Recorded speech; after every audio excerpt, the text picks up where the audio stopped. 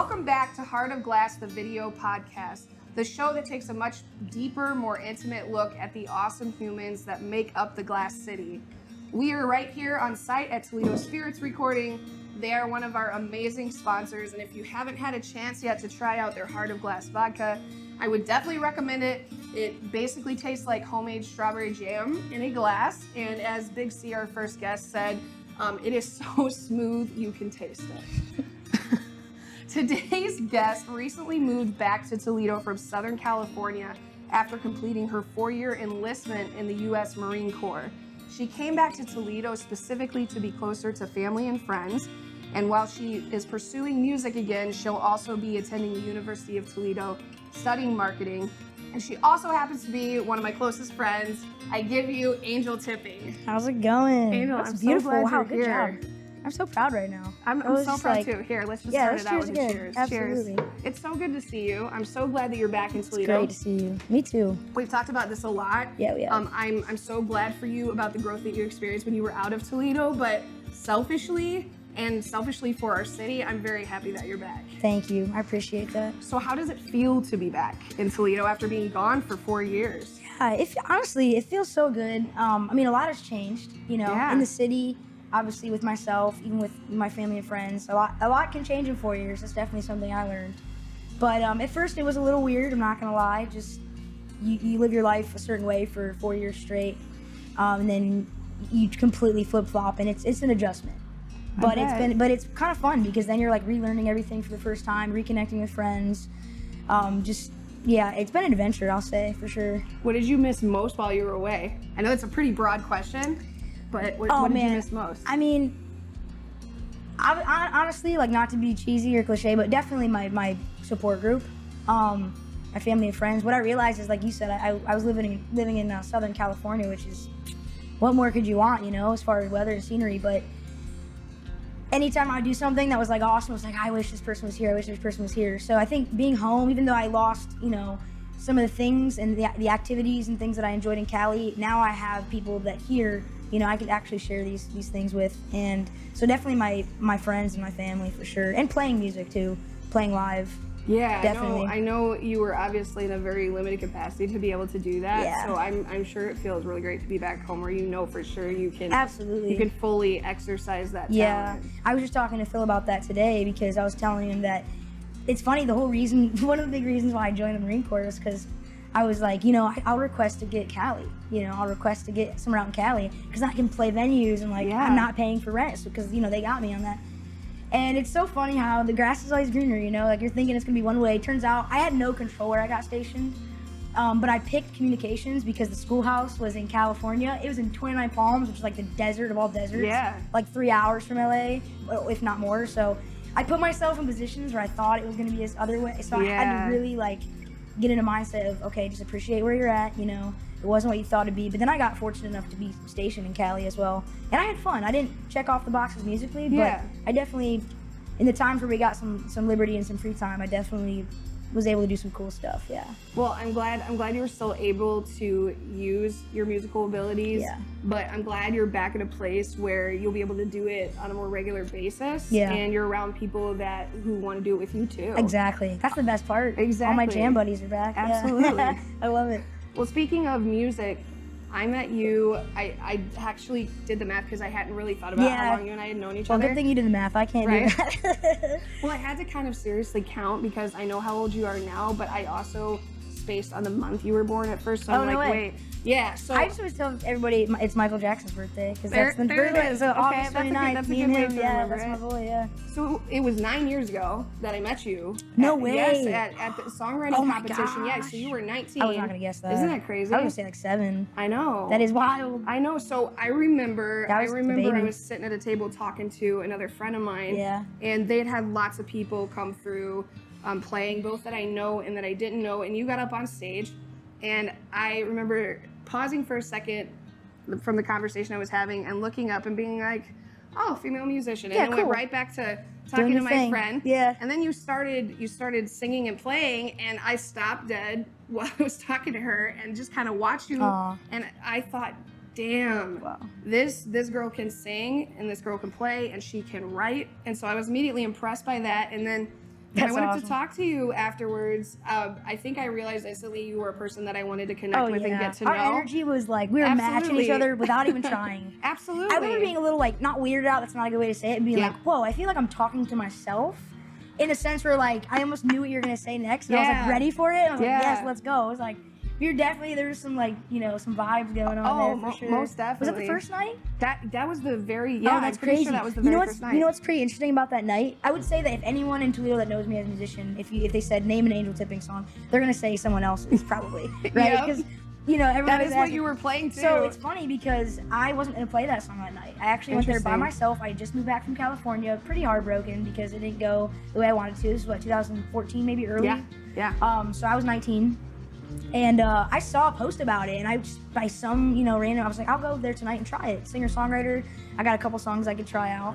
And my cousin actually messaged me that she was gonna come and see me, because I posted it at the last minute, like 30 minutes before I went up, no kidding. And my cousin came through, Sarah, and she said, can you play someone else's? And, you know, because I was gonna play a different song. Yeah. And so it ended up being the perfect song to play for that, because it just connected with the audience, and I still haven't gotten it in the studio. I need to, like 10 years later, but I think what stuck out to me is it was such a radio-ready song. Oh yeah, which is amazing. I mean, it sounded like something right off of pop radio. Which is, thank you. I mean, yeah, it was the best compliment. No, ever. absolutely. Yeah. I mean, I was 19, so that's what I was doing. You know, I would have put myself. Well, that's not true. I would say that I do write some pop. Yeah. But sometimes I get a little folksy. But sure. At that age, I was definitely writing like very pop style. Yeah, which it was amazing, and I love how your style has morphed over time. Okay, so thinking again about that songwriting competition, so I know we met, but you also met a lot of the musicians that you know now and that you're good friends with. How do you think that one songwriting competition changed the trajectory for you? Because I know a lot of the people that you met there are very important people to you today. Yeah, that should have been an impactful moment that I mentioned, because that is so true. I think that it restored my faith in myself, first of all, as a musician, because again, I moved home from California feeling just like lowest of the lows, you know what I mean? Yeah. So for me to come into a place I'd never been before, around people I never knew and who were years older than me, you know, and I'm not trying to say like they're old, but you know what I'm saying? Like I was 19 and I'm hanging out with a bunch of, you know, 27 of age people like drinking, and I can't even get a drink. Yeah. So, you know, I'm just like, I was like, I can do this. It was it was much needed, I'll say. And then the friendships I never thought I needed, you know, musicians and just artists of all backgrounds and different stories, of all ages. And, you know, it was just, I guess at the time I didn't know how much I needed that.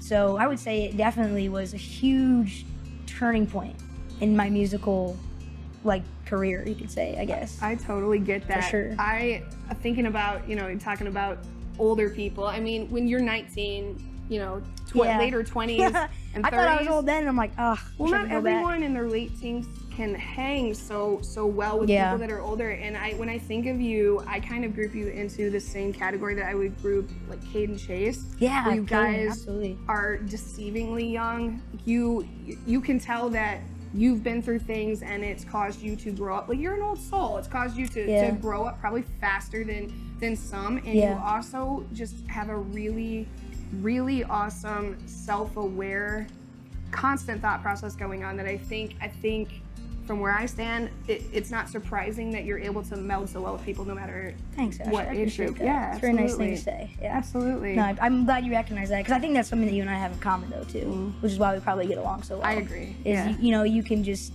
read somebody and read the room and know what needs to be said. Not saying that you change yourself or that I change myself, but I think that especially being empathetic too helps a lot. Just understanding like kind of, okay, how do I approach this person? Yeah. It's helpful a lot in making connections, for sure. Definitely. So let's rewind it back. Yeah, let's go back in normally I like to just start with childhood with everybody, because that's where we form the basis. It's like a first therapy session. Yeah. Let's go through my childhood again. No, right, exactly. Let's do it, yeah. You had a remarkable childhood for a variety of reasons, but primarily you've always done things in a very big way from the time you were very young, and you had a very rough go when you were very young. Yeah. Thinking about you getting diagnosed with cancer when you were 16 months old. Yeah. That's very young, and I know like you were telling me, you don't really have your own definitive memories of that time, Right. but you've been told the stories over and over again. Yeah. And told, there's been a kind of a running theme of, wow, you really shouldn't be here based on Right. the aggressive nature of what you were dealing with. Yeah, So so can true. you kind of share with everybody your journey when you were going through treatment for cancer? Absolutely. Yeah, I mean, my mom and my dad and all my siblings, because at the time I believe there were 7 of us. I'm one of 10, which I'm sure we'll get to, or you already know that about me. So I'm number 5 out of 10. And at the time I believe there was 7, maybe 6 actually. I think Elijah, my brother below me, was a baby, so probably 6 of us. And you got to think about it. I mean, my family. Not only do I credit music to all that and what got me through, but I mean, my family was there day and night. There was not a second or a minute where I was by myself. My mom took the days, and had all my siblings there, right? Because we were homeschooled, so they're all in the hospital with us, and then my dad would come in at night, and my dad would bring his guitar, and so he would sleep on the cot next to my bed, and he would play me music, and he'd be there with me. And I mean, we all, if you're a musician, you believe that music is therapy, And I mean, you don't even have to be a musician to know that. There's degrees for it, obviously, for a reason, right? So, I really do believe that was huge. But yeah, I mean, my family, it was a shot to the gut for them because they weren't expecting it, for one. I mean, they had gotten a couple opinions on it, and it was just a cyst, that was on the throat. And then once they got that final, like, no, this is a tumor and it is malignant and it needs to come out now. I mean, that probably would be one of the most impactful moments in my family's life, I would say. I mean, our whole dynamic changed, right? So throughout that time, as I was going, through the chemo and the radiation, the reason why I say music was so huge and impactful for me was that was the first time that I experienced using music as therapy when I was hurting. And that's, if you think about that as a musician, I think any musician can relate to that, and probably any artist. When you're hurting the most, you're using your gift to make other people feel better. And what I was doing with that was my dad was putting me on this little recliner, because I wasn't even 2, so it was this little mini recliner, and he put it on a cart that he could push, and I had all my tubes and everything still attached, so he had that on there with me, and he would wheel me into the rooms of other patients on that floor. It's a cancer ward, and I think, if I'm not mistaken, all terminal. And I would sing, and he would play guitar, or I would just sing. So from the beginning, I really credit my dad for including that, and introducing that into my life at a time where I definitely needed it the most. Yeah, I'm getting emotional about my dad, but and just my family. Like, it just, I was one of a few kids that made it out of there. And we have tapes that we play, and my mom's like, that was your friend, they didn't make it, unfortunately. That was your friend, they didn't make it, unfortunately. And here I was. I mean, they told my mom that had my older sister gotten it at my age, like back when she was my age, there was no treatment for it. So, and that was only a matter of 8 years, 9 years. So pretty amazing when you think about it. How does that affect the way that you see the world and how you operate in your own life, knowing that you essentially got a second chance at living at such a young age? Talk about like your life flashing before you. That's a great question. At such a young age. Because I don't remember a lot of it, I think I definitely took that for granted, and only up until recently. I mean, kind of a little bit of what I've been dealing with, just appointments. I mean, you want to stay on top of it if you have a history of it. So I was that young, invincible kid that just didn't think about it like that. And so the older that I get, and the more that I realize how amazing that whole experience really was, and I'm fortunate that we have tapes of me in the hospital and getting treated. My family documented all of it, because, to be quite honest with you, I remember my mom telling me at one point they told my mom to probably start planning a service for me. I mean, it was at that point. So, and I think about how much that must have been so difficult for my mom and my dad too, and all my siblings, to have to plan something like, or even think about planning something like that. So to know that that's how deep it was, absolutely, I think about things a lot differently, and I think about, it's why I've stuck with music, to be honest with you, because it's discouraging sometimes, but I always come back to it, because I do believe that is why I was given my second chance, not just to be a musician and to be a singer-songwriter, but to use that, to use that in any capacity that I can. So that's why I'll just never give up on it. I'll never give up on, even if it's not my plan A or whatever, it's always going to be a part of what I do, because not a lot of people can say that, Absolutely. went through that. So absolutely, you know, you were talking about feeling like an invincible young person, and I think to a certain extent, especially when we're kids, there's this death doesn't seem real. Oh yeah, that's seems not like gonna this happen to me. incredibly, You know, not anytime soon. exactly, You know? far off distant future concept. So do you feel like being confronted with that at such a young age stripped you of that whole I'm an invincible human being mindset that a lot of kids have? I would like to say yes, but no. No? Because you gotta realize, like, I have 6 brothers, right? Yeah. And 3 sisters, but like my younger sisters came a little bit later on. And my older sister was more of a mom figure. So really, like, I'm into sports and I'm into all this stuff because my brothers were like my homies growing up, you know? Sure. We did, like, I have vivid memories of us bringing this, like, wrestling mat onto the front yard. And our neighbors are so lucky because they had, like, we were an extra channel on the TV, you know? You just look outside the window and there we are, like, doing choke slams with each other in the backyard. Like, I grew up being fearless because my brothers, you know, they kind of made me fearless. But that's a good thing, you know. I'm the only one out of 10 of us to join the service and all that. And my brothers will never let me, you know, forget, like, you're welcome, sis, you know, like, you're welcome for beating you up at a young age. But, yeah, I never really felt, like, as a kid that I needed to be careful about anything. I wish I could say that I did, but I was pretty wild. I still am pretty wild sometimes, but I've definitely calmed down quite a bit, I would say, the last year. I also think, you know, you to me are an operating from the mentality of living with no regrets. So I almost wonder sometimes if maybe, you know, you couple your experience with recovering and coming out of cancer and then growing up around a bunch of brothers as you already seize the day and you get an idea in your head and you just run with it. Yeah, I'm definitely like a live in the moment person. And I actually, like, I've had so many people be like, yeah, I cannot go to Target with you or anything because you're just like, just buy it.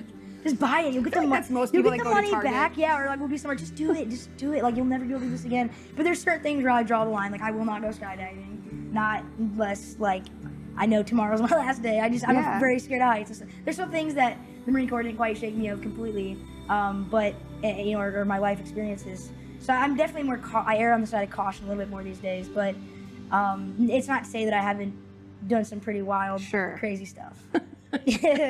Yeah. So let's dive into the church and religion realm. Oh, yeah. I'm actually pretty stoked to talk to you about this because this is, I think, one of the things that bonds us as friends because you and I experienced some similarities growing up, and we've talked very often because you grew up in a very religious home. Right. We've talked about the toxic aspects of really hyper-conservative Christianity and what that does to a person. Yeah. And you mentioned when you shared your story with me, but also when we talked at other times that you felt like you had to really hide your true self. Oh yeah, in more ways than one. Yeah. How do you feel like that impacted you growing up?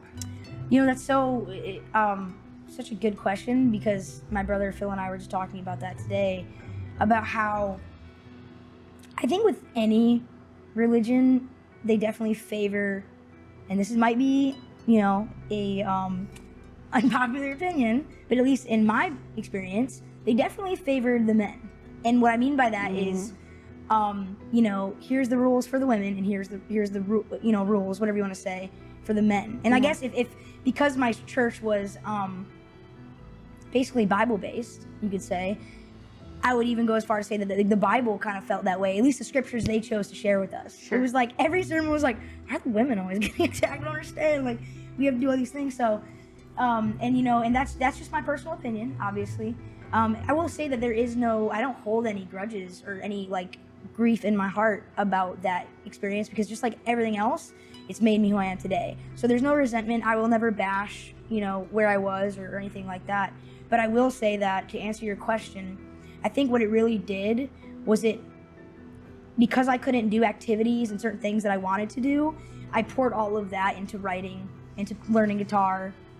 And my dad definitely encouraged that from a very young age. We always had instruments laying around the house.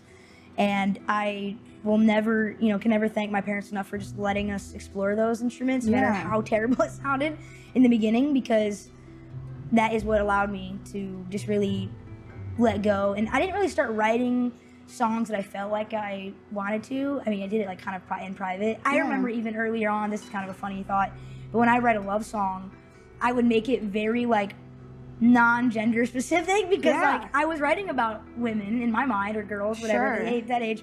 But if I ever were to play it like in front of the wrong crowd, I wasn't trying to deal with that. You know what I mean? That's a whole other dynamic to think about. But yeah, I feel like what it did was growing up that way. All it did was just fuel my creativity.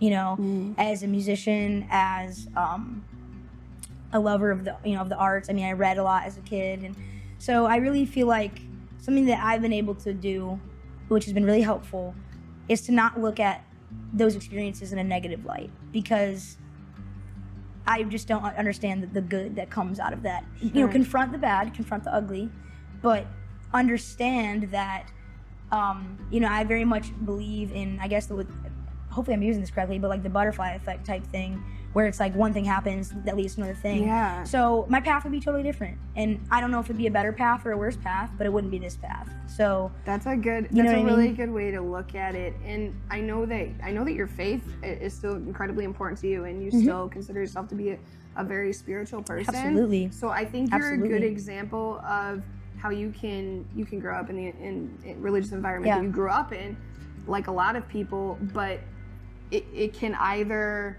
completely darken your view of spirituality and Christianity as a whole, or you can somehow separate, okay, this is not God, this is the people, kind of a thing. absolutely.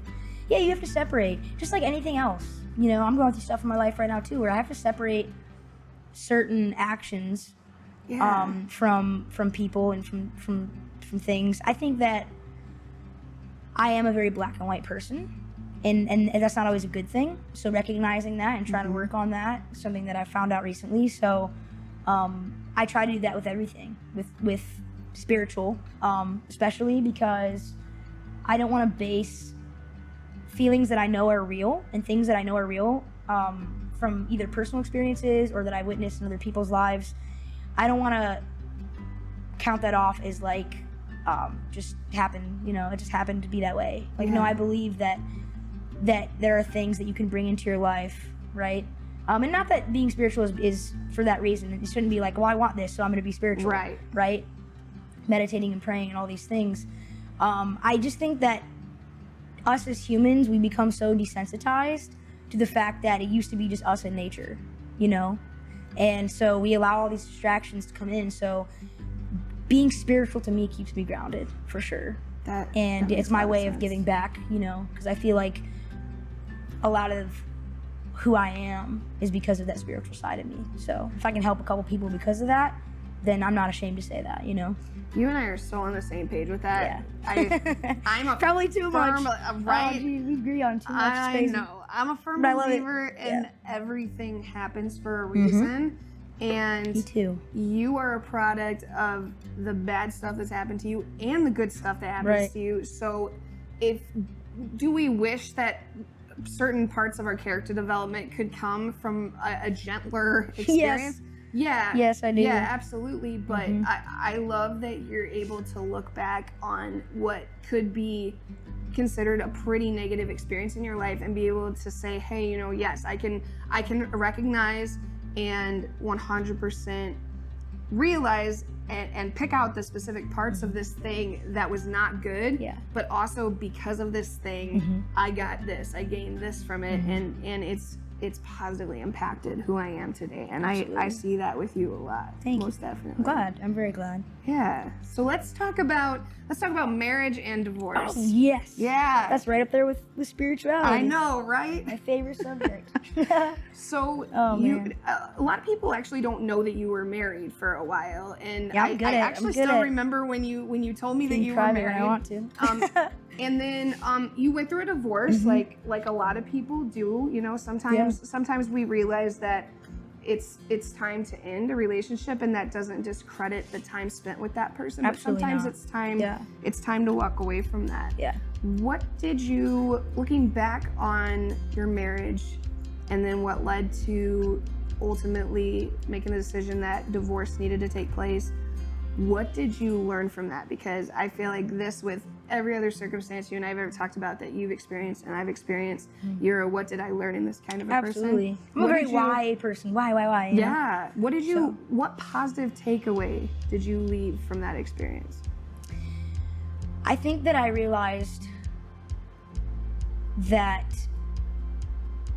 one, you can't control other people, right? And you can use that outside of relationships. Yeah. You know, you can only control your actions and how you feel about something. And I think going into marriage is important to know that, because a lot of people, including myself, used marriage, right, as a Band-Aid. Thinking that because this is, you know, a holy matrimony, perfect union, right, that this will be the glue that holds us together. And that's just not the case. And I think I'm glad that I got married at a young age. The person that I married, the one that I married, I loved very much when we were married. You know, I felt very confident in that decision. And so looking back, it's why I don't regret it, because that was the next step for me. You know, and some people don't believe in marriage, and that's fine.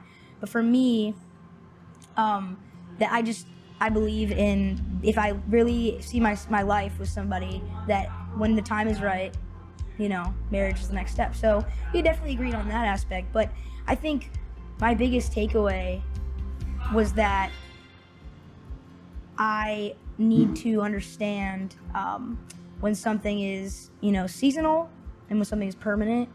I think that me as a person, I tend to put people in boxes, and some of them in boxes that they don't belong in. And that's not to say that, not to discredit, you know, my ex, but that's just to say that I definitely had some rose-colored glasses on from both sides.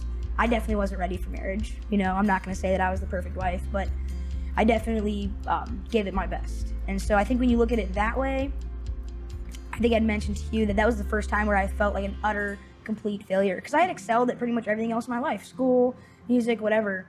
And I felt like failing at that, I told myself, because my parents were married for 25 years and then divorced, and I told myself I would just never put myself in that position. And so that's why I felt like a failure, because it was like I did exactly what I said I wasn't going to do, you know? And so it felt pretty awful at the time.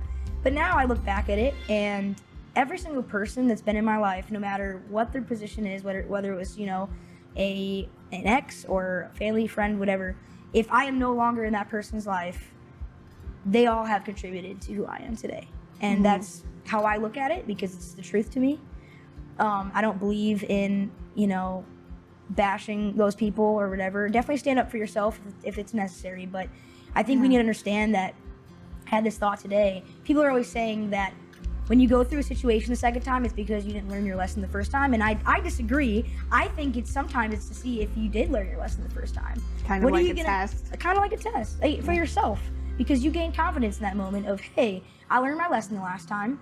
And I know the last time I would have done it this way, which was the total wrong way of doing it. Yeah. And even though the emotions were all the same, the love was real, I'm choosing now, you know, I can allow myself to be hurt and allow myself to be upset, but I'm not approaching it from that standpoint any longer. So yes, I did learn my lesson, and I can continue using this, you know, to help other people or whatever the case may be. So yeah, absolutely. I think as far as what you just said about learning your lesson, I agree with you, because I feel like it's not that you never get yourself into another situation that kind of mirrors it. Right.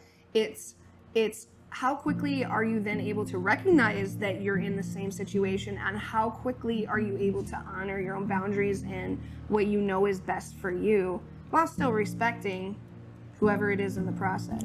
Absolutely. Something that I learned from just being interested in fitness and whatever over the years, when you're trying to build stronger muscles, right? You're actually tearing your muscles down first. That's what you have to do. You working out and putting in the work is actually breaking those muscles down, and then they will build themselves back stronger if you treat them, if you give them what they need, the protein and the nutrition.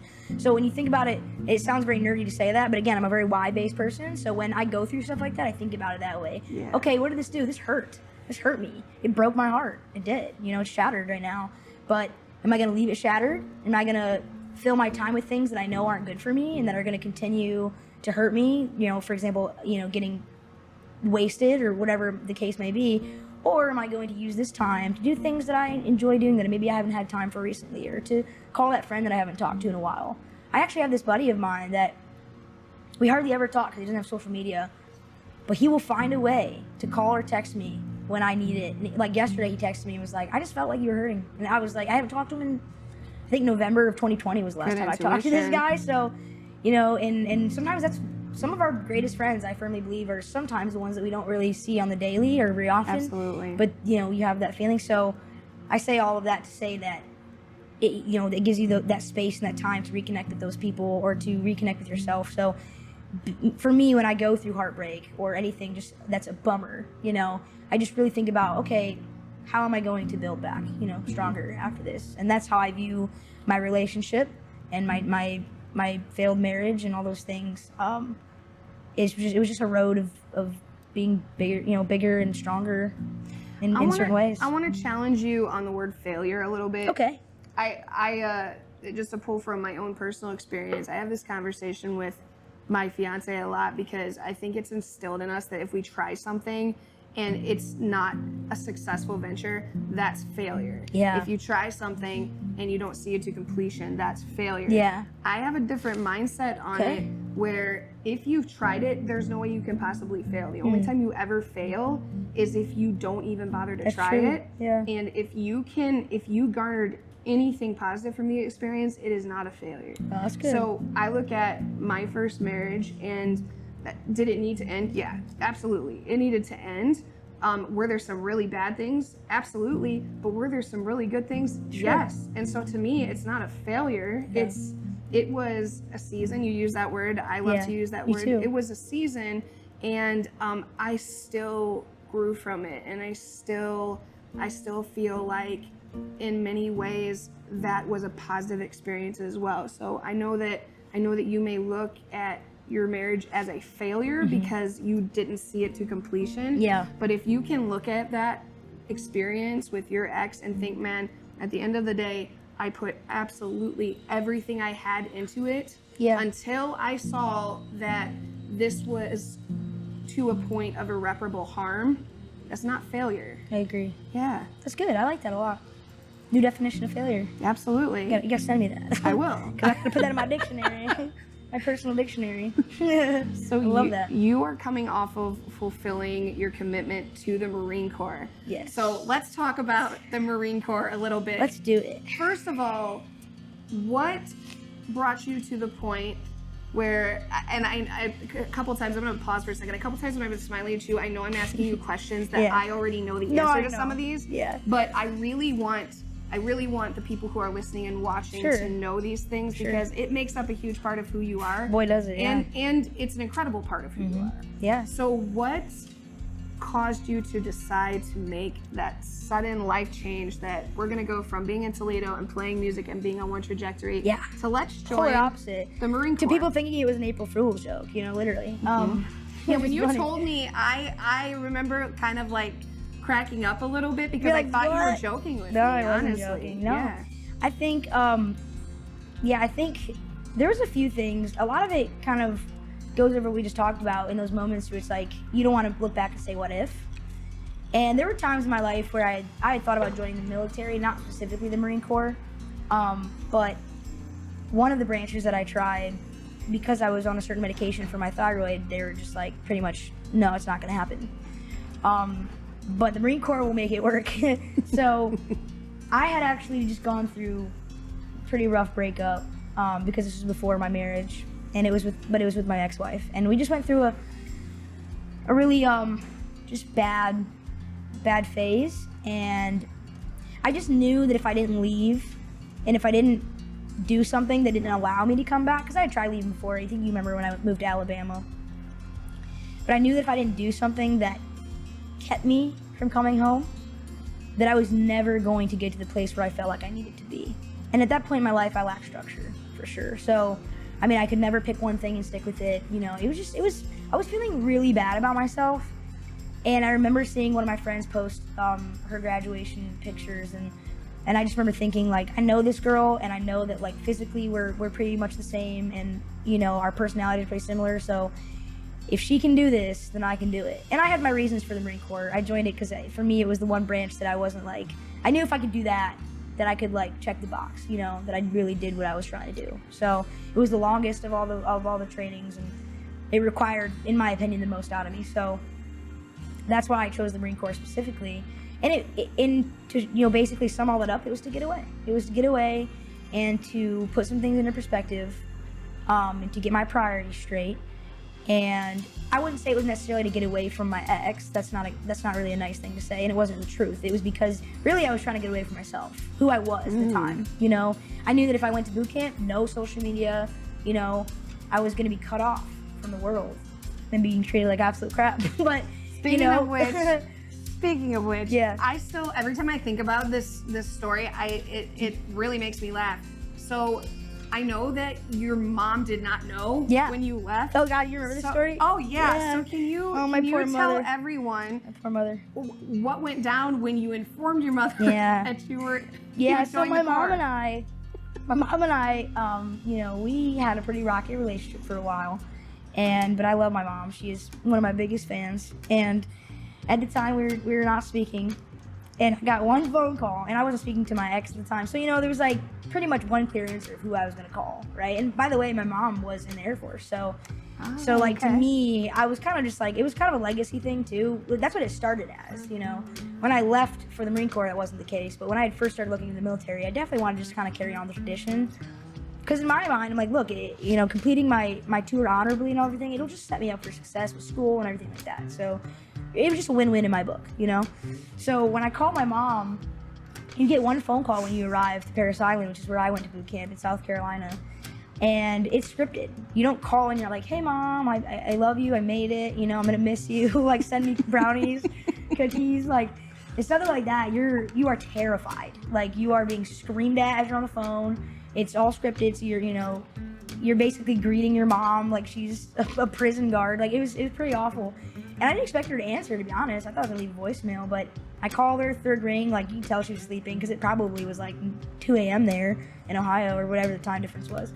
And so she goes, hello, and I just start the script, but like, they make you scream it. So I'm screaming into the phone to my mom, and she's like, Angel, sweetie, are you okay? What happened? And she heard me say where I was at. She's like, oh my God. Like, she was just like, she really did this. Like, she really left and did it. But she told me that she loved me and she was proud of me and that she'd see me on, you know, I say on the other side, like it was a death sentence, but like, you know, when I made it out of boot camp, she, you know, we reconnected while I was at Parris Island, and she came to my graduation, and it was wonderful. But definitely probably gave my mom a gray hair, another one out of that. How did your whole experience in the Marines differ from what you thought it was going to be when you went into it? Oh God, we need a whole separate episode for that. But like, to sum it up, I always make this joke. Every time you think that something is going to be a great experience in the Marine Corps, it's not. It's just not. Do not get your hopes up. And that sounds terrible to say that, because I don't really believe I'm a pessimistic person, but you learn to be pessimistic, which is why I told you that, like, I feel like I had to be somebody else, you know? And that's not a bad thing, because I had to be kind of like a chameleon, and I had to kind of ease myself into what they needed me to be. And I feel like I really stuck to my values, though, and I really stuck to what I believed was the right thing to do, especially when I transitioned from that being, you know, a follower into leading other Marines. I really feel like I am very proud of what I did in that aspect. But I really thought that things were going to be all peachy, and they just weren't. I mean, I ended up in a deployable unit, so 9 times out of 10 we were, you know, doing workups in the field. So I didn't really get to experience the things that I wanted to.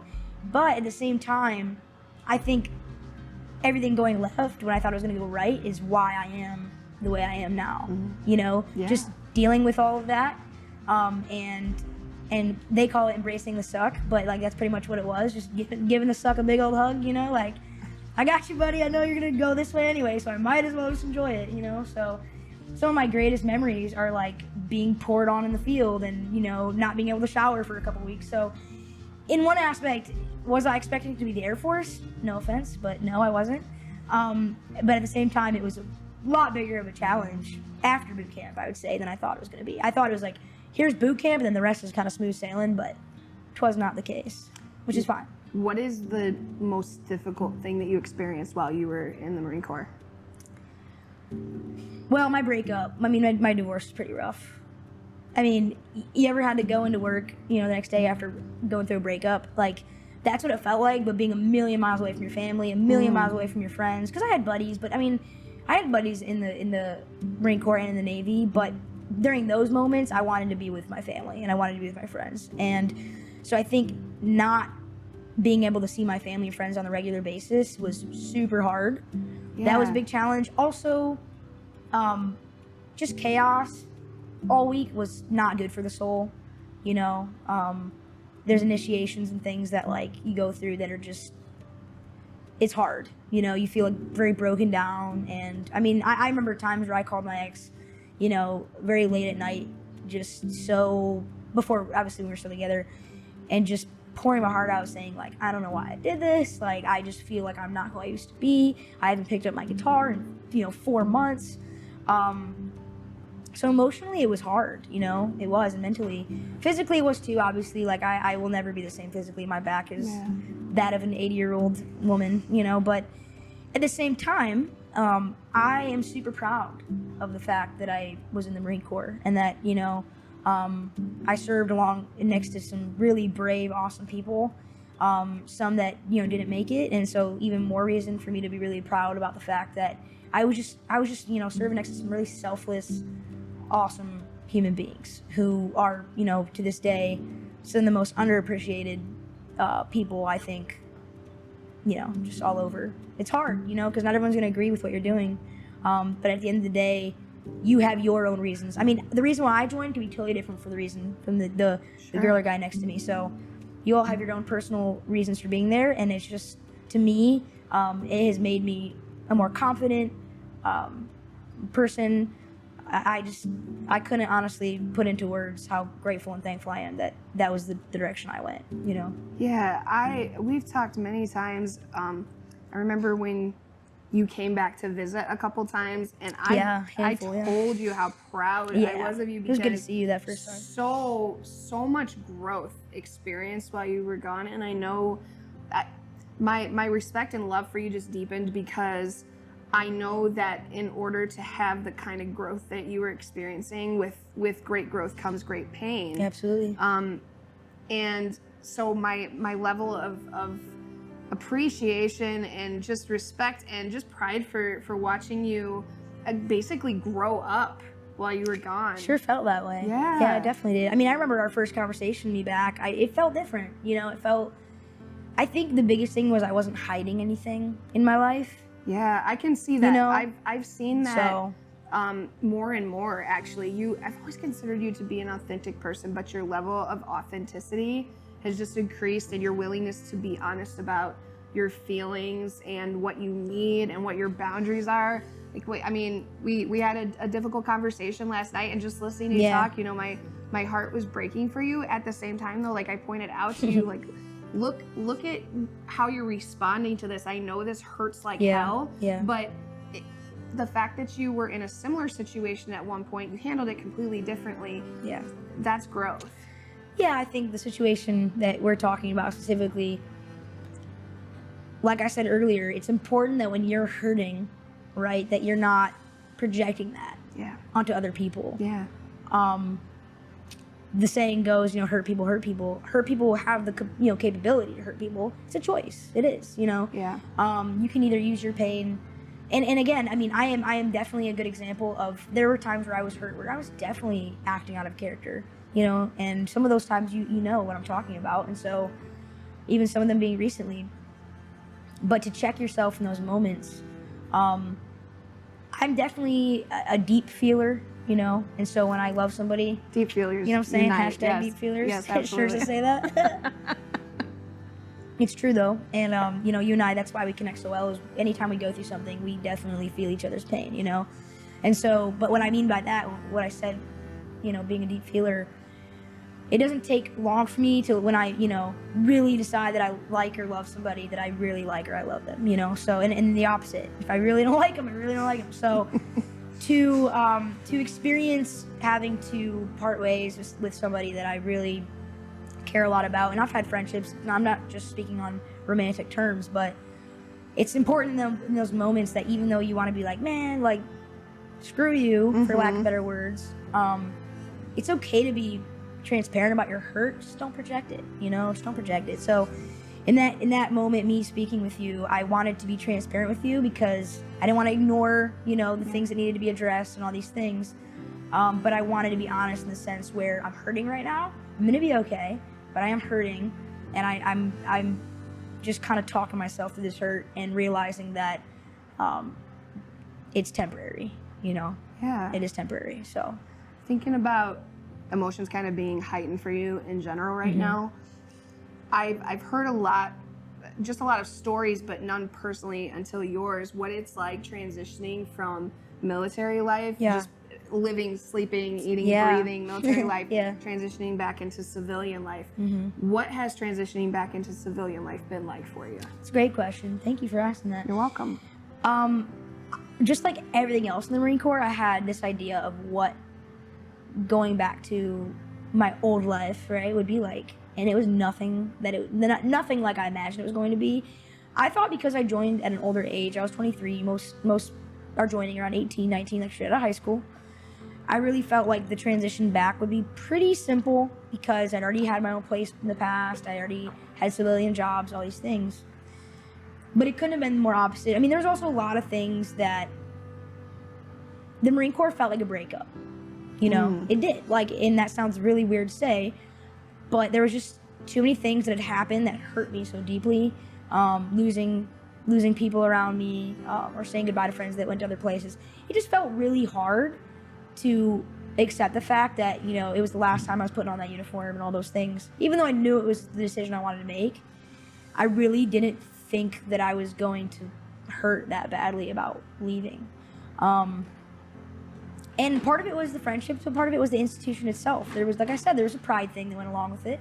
I was really, really proud of the fact that I felt like the Marine Corps really did me a solid, and they say this to you, actually. I want to say it's when you get to boot camp, but they basically make you a promise. Your drill instructors make you a promise that the Marine Corps is going to, whether you stay in or not, leave you better than they found you. And for some people it's the truth, but I really think a big part of it has to do with where you get stationed. If you're in a toxic environment, then it's going to be hard to rise above that. But I think in the sense where I really learned a lot of lessons and I really came out on top, I felt almost guilty about walking away, but coming back home, I just had a lot of just memories and things that it was hard. It was definitely hard, but surrounding myself with my family and friends, after a few months, I would say, I still have my moments in my days where I remember friends and remember situations, but I try to make those more of a positive reflection. Some of them are, it's inevitable that I'm going to think about them in a negative light, because like I said, when you're losing people and all that, it's hard to look on the bright side of that. But at the same time, I really do believe that I did the best that I could when I transitioned out, and I'm really happy about where I'm at right now. I don't look back and think I made the wrong decision at all. So I definitely needed to end my term on a good note, which I did, and I'm just super grateful and proud of the last 4 years, for sure.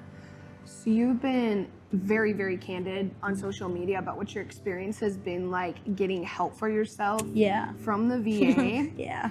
I appreciate you being open and honest about that in a public format, because I've heard a lot of stories about this, and I feel very, very strongly about this because of people like you, specifically you, dealing with what you're dealing with. And I know that unfortunately your story is not that common, and knowing what the rates of PTSD are for veterans coming back, you would think that having a veteran reach out and say, hey, I'm actually taking the time to let you know that I'm struggling and I really need help and I want it. Can you please help me? And then being told, well, sure, but it's going to be a couple months. I know that, one, it takes a lot for a person to be able to say, I'm struggling. Absolutely. Please help me. Yeah, military service aside. Absolutely. Because even before the Marine Corps, no matter who you are, absolutely. Yep. So to be able to do that when you're not feeling well and advocate for yourself, that's a big deal. So that to then be told, hey, yeah, we can help you, but we can't really help you right now. What has that been like for you fighting that journey? That's been rough because it's hard for me. I don't know if you know this about me, but I feel like you do. Very seldom, I should say, do I reach out and ask for help. You know, even if it's just like help. I've moved probably like 10 times in my life, and I think I've asked for help one time moving. That's just kind of who I am. I like to do things on my own, and sometimes I feel guilty about reaching out for help, and I know I'm not the only one who feels that way.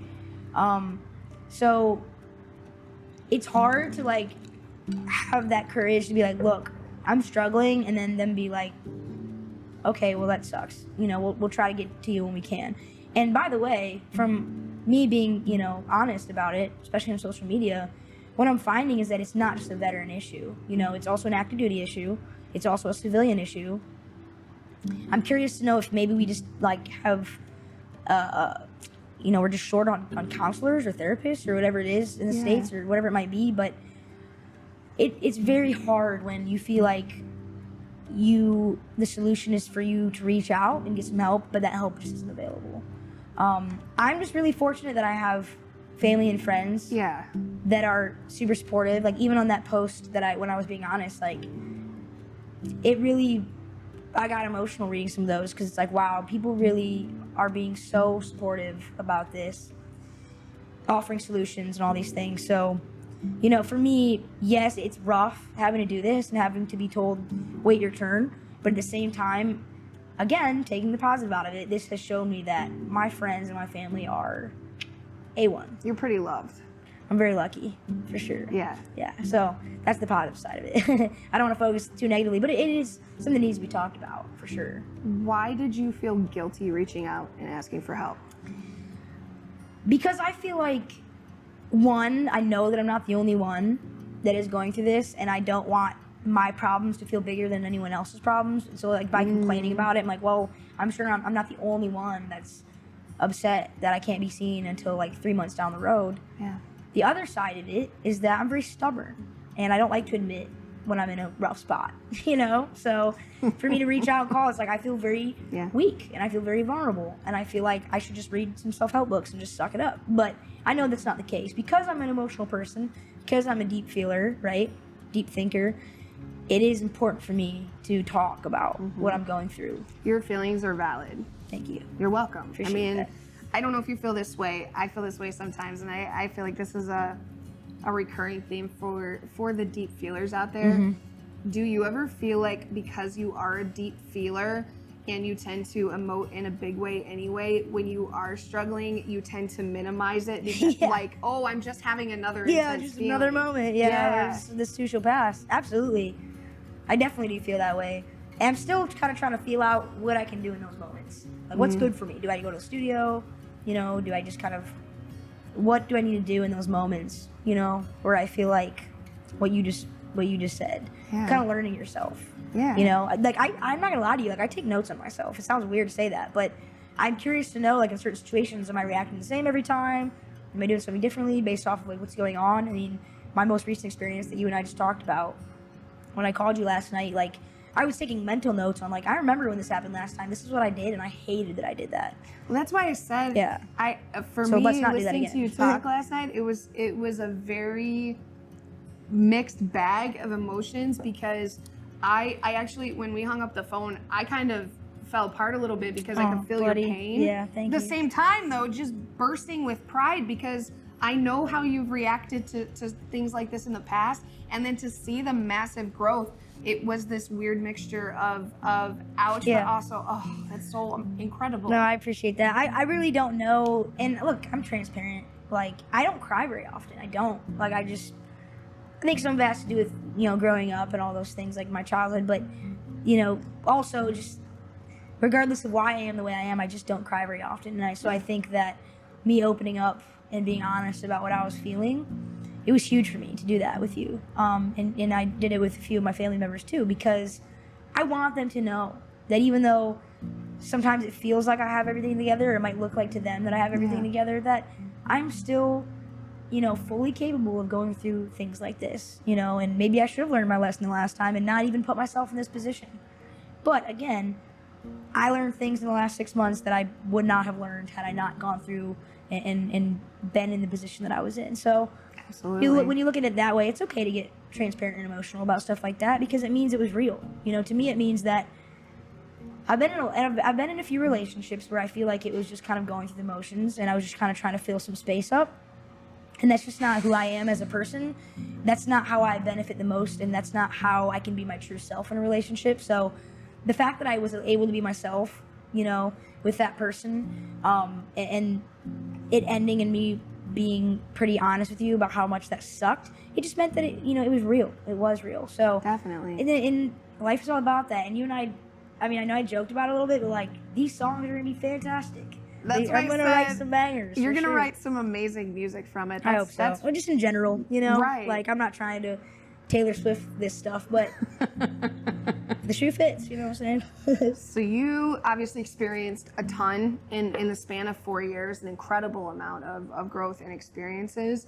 So looking at that, what do you see the next 4 years or so when you envision the very near future? What do you think that looks like for yourself? That is a great question. You know, I'll probably say something and then 4 years from now I'm complete opposite of that thing, but it's okay. Also it's kind of cool. It actually makes me think of those yearly Billie Eilish interviews. How they do basically the same interview with her. Have you watched those? That. No, I have to. Okay, I'll send you the link. So basically, every year since she pretty much came onto the scene, they've done an interview with her. Wow! And so she's able to go back. They replay for her the answer that she every time gave. she comes back. So maybe cool. 4 years from now, you'll go back and you'll watch your episode and it might just be interesting to see what you thought your life would be like. I love that. That's such a good point. One thing I have learned from my last few relationships is that I do want a family, for sure. I grew up in a big family, and I really feel like I really would just like to have a family one day, you know? And so I'll be 28 in August. My goal is if I have, a kid biologically, I preferably by 34, it'd be nice. But, so I definitely picture kids, partner and kids, not whether she's my wife or not, whatever, but definitely see myself having a family. Realistically, I see myself kind of part-timing, somewhere warm in here. I want to go to school. I know, actually, it's funny that even the last time we talked, like, I'm not completely set on UT, to be honest with you. So okay. We'll see where that goes, Like, I had the opportunity, and, thank you to the Marine Corps for this, but if I wanted to go to school somewhere warm, I totally could. So I want to take my time in this. I still want to study marketing. So my goal is in 4 years, hopefully I have my degree in marketing, or something very similar to it. And my goal is to use that with music if I can.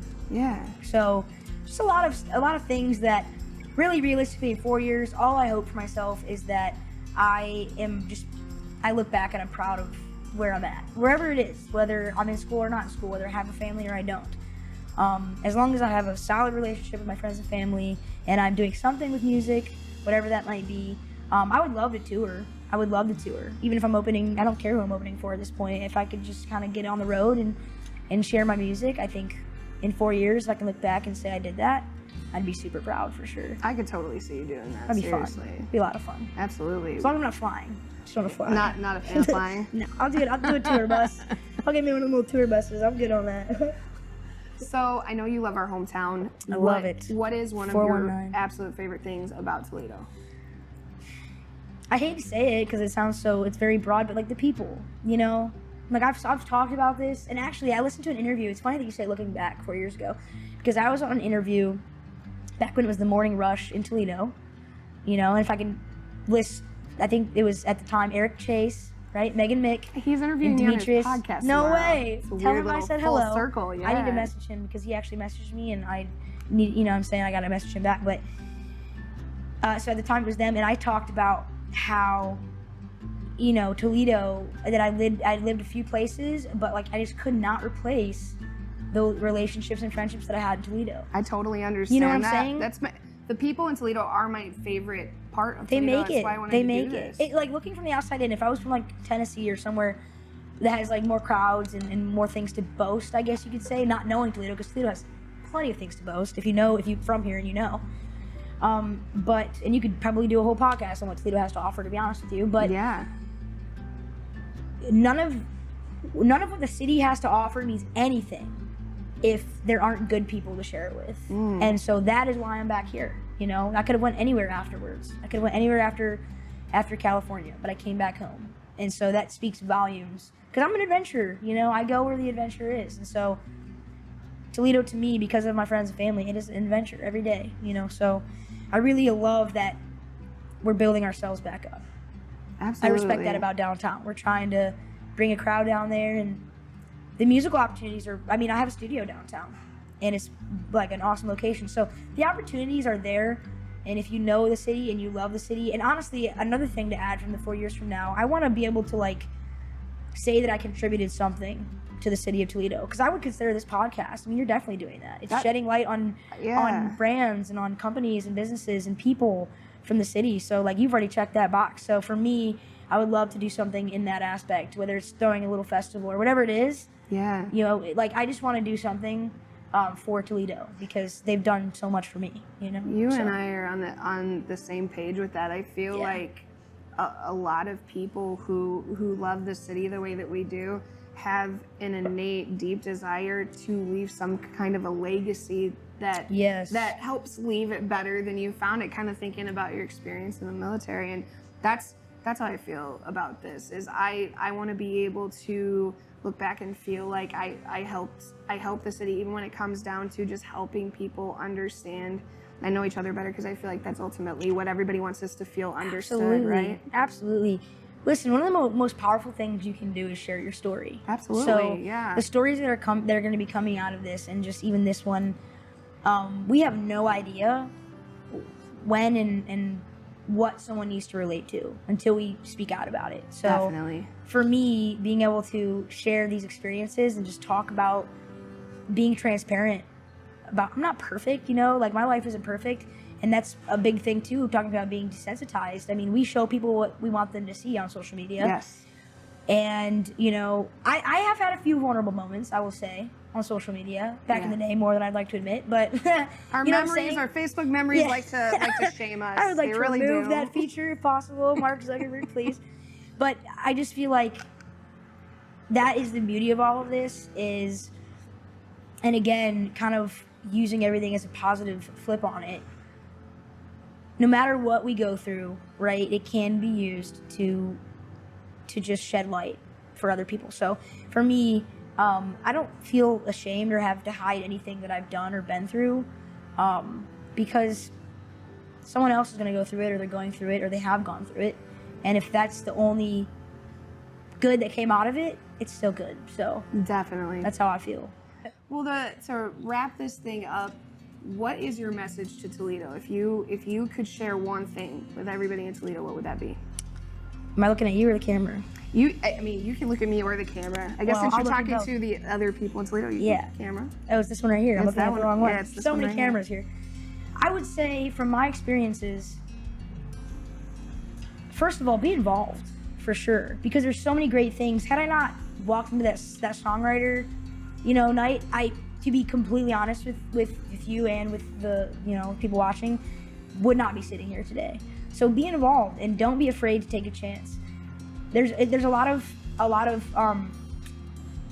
it's scary, I guess I'll say, to do that, but especially if you're a struggling artist or musician or whatever you are, just be involved, even in the smallest capacity. Just show up and know what, I don't want to use the word purpose and passion, because some people don't describe it as that, but know what kind of makes your heart beat. You know, what kind of makes you want to wake up in the morning and say, let's do this, because it's probably not your 9 to 5.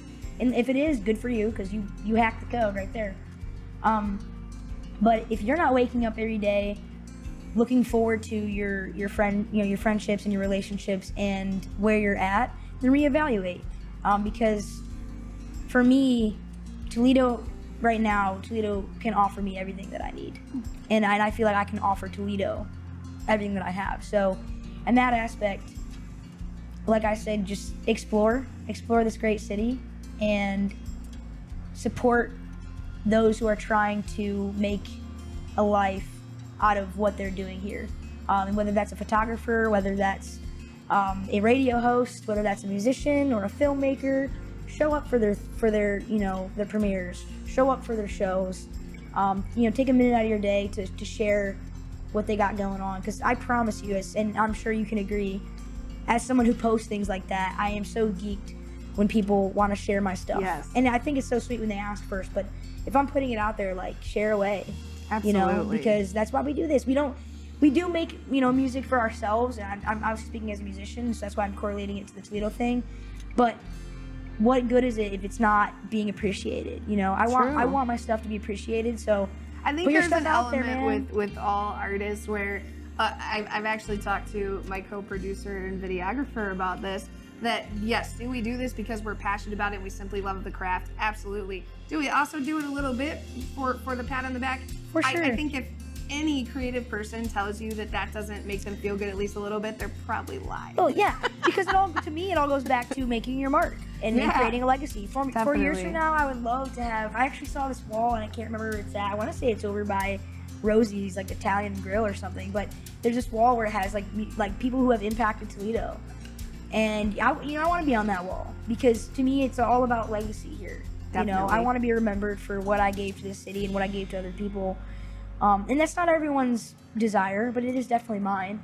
I'm here for a reason. So I want to be remembered, of course, but not because like, hey, remember my name, because like, wow, this happened because, you know, Angel Tipping wanted to do this for this city. So whatever that might be, you know, I'm going to find it one day, still kind of exploring those options. But I think the pat on the back kind of for me ties into just being remembered, you know, it's a big thing, I think. Yeah. Share your stuff and people share it and remember you by that. Yeah. Well, Angel, you're definitely going to be remembered. I know Toledo's happy to have you back. I'm so glad to be back. Incredibly happy to have you back. If you will, once again, just look right at that camera and tell our amazing viewers and listeners where they can find you on social media. Yeah. And then go ahead and rep the hell out of absolutely anything that you're working on. So, you can find me on Instagram, which is Angel Tipping. My last name is Tipping. Some people leave off the G, so there is a G at the end. You can also find me on YouTube. You can search Angel Tipping. I think my handle is like The Realest Angel, something that my 16-year-old self probably thought was the coolest thing ever. Just look up Angel Tipping, please. don't use my handle. Twitter, Angel Tipping. I'm not really on there as much. I probably should get better at that. Facebook, Angel Tipping Music.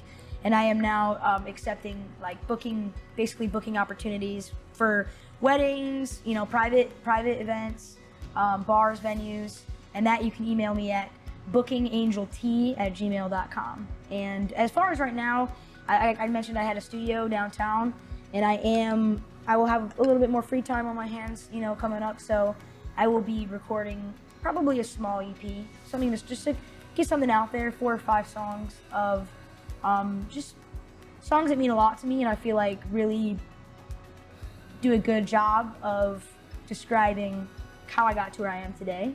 And I feel like they're songs that people will definitely be able to relate to, so I'm really excited for that. I'm not going to put a date on it yet. I'll just say if you have me on social media, I'll be sharing about it for sure. We'll be looking out for that. I'm excited to hear that. I'm excited to make it, yeah. Well, thank you so much to everyone for tuning in again, whether you're listening or watching or a combination of both. Thank you so much for continuing to go on this journey with us.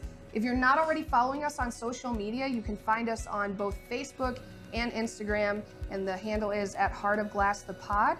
If you want to watch us, you can watch us either on Facebook or on YouTube, once again, at Heart of Glass the Pod. There's going to be a preview at the end of this episode for the next episode. Thank you so much for tuning in once again to get a little bit deeper and to get to know better the humans that make up the heartbeat of the Glass City. You know, and it was just a community theater thing, Today Productions, but there were a lot of kids in the cast. And man, I remember seeing Fiddler my 7th grade year. I saw Fiddler on the Roof when Central did it. And I remember Jay Stricker was Tevye, and that was another one that I thought, that's so cool. That is such a cool role. I thought in my head, I'm gonna play that role someday. Someday I'm gonna be Tevye. And awesome. Then junior year, manifestation. That's the key word. I think that's the secret to my success, manifestation. I'm a big fan of that concept. We talk that way with this project all the time, Tiernan. My partner in this, and we talk about that all the time because I think when you start talking like it's going to be a reality, your likelihood of making that reality just skyrockets. I've created a career out of that shouldn't exist with what I do. Like it's.